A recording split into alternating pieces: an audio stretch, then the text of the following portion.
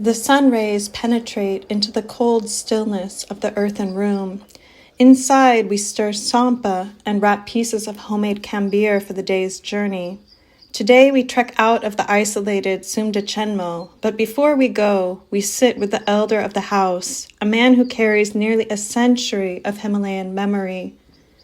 He tells us of winters when snow rose to the waist, of carving a path for the day just to reach the outside world. Now the snow, if it comes, is only ankle deep. The village is still isolated, but the seasons are not as extreme as before. It is a fine line between an easier life and where life is not possible at all.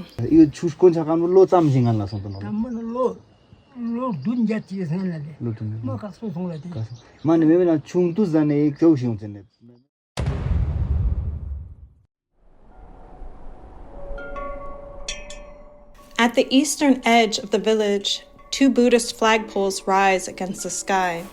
They stand as guardians, framing the valley and protecting the community within.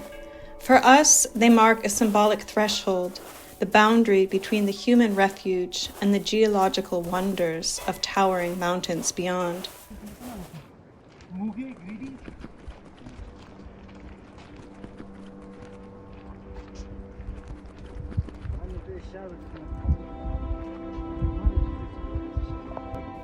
The trail drops in a long Z-shaped descent towards a willow-lined stream. Below, a simple wooden slat bridge stretches across the current. We cross it carefully, and then the climb begins, a steep ascent towards a small pass that separates the village from the rest of the world. From the top, the landscape erupts into two different realities. To the south, jagged, black, gray, and purple ridges thrust upward, the raw product of the violent collision between the Indian and the Asian plates. To the north, soft, red mountains, rolling gently like dunes frozen in stone.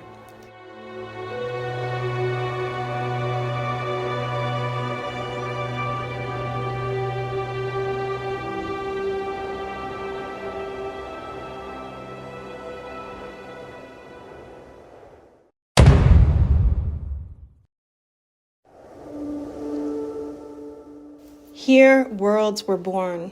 I sit for a meditation, absorbing the energies of this geological crossroads.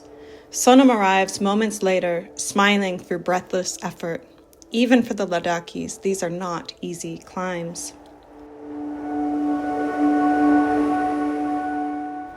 Below the pass lies the cradle of the Dundunchila Valley.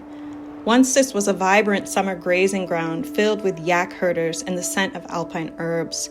Today it stands empty. The water flows only as a thin thread, trickling just barely enough for the night.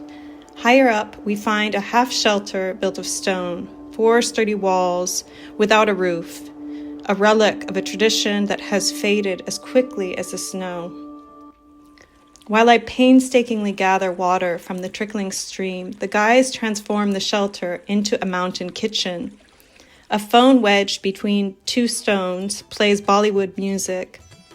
Dough for chutagi noodles is stretched out, cut, and shaped on a makeshift stone board.